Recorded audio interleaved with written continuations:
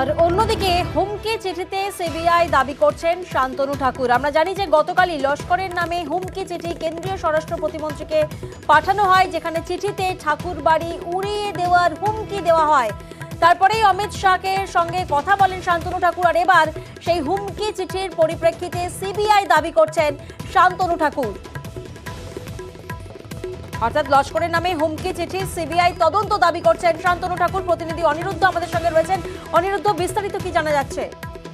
দেখো, তোমাকে জানিয়ে রাখি যে গতকাল শান্তনু ঠাকুর একটি চিঠি প্রকাশ্যে এনেছেন এবং তিনি দাবি করেছিলেন যে লস্করে তৈবার নাম করে ঠাকুর বাড়িকে উড়িয়ে দেওয়ার হুমকি দেওয়া হয়েছে এবং ভারতে আগুন জ্বলবে, অর্থাৎ এনআরসি চালু হলে ঠাকুর বাড়িকে উড়িয়ে দেওয়া হবে এবং ভারতবর্ষে আগুন জ্বলবে, তেমনই উল্লেখ রয়েছে সেই চিঠিতে।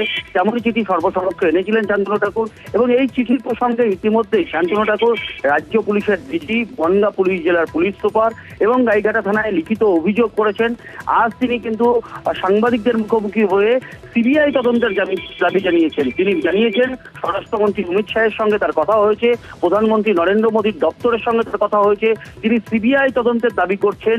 এরকম নিষিদ্ধ জঙ্গি গোষ্ঠীর পক্ষ থেকে যে লিখিতভাবে তার কাছে চিঠি এসেছে সেই বিষয়ে তদন্তের জন্য সিবিআই তদন্তের দাবি তুলেছে শান্তনু ঠাকুর। সিবিআই তদন্তের দাবি তুলেছেন শান্তনু ঠাকুর, কি বলছেন তিনি শোনাবো। স্বরাষ্ট্র দপ্তরে মাননীয় গৃহমন্ত্রীজির সঙ্গে কথা বলেছি, মাননীয় প্রধানমন্ত্রীজিকে জানিয়েছি বিষয় নিয়ে। আমি এর পূর্ণাঙ্গ সিবিআই তদন্ত চাই। তস্করি লাইবার মতো একটা পাকিস্তানি জঙ্গি গোষ্ঠী কোথা থেকে এলো সেটা আমাদের জানা উচিত।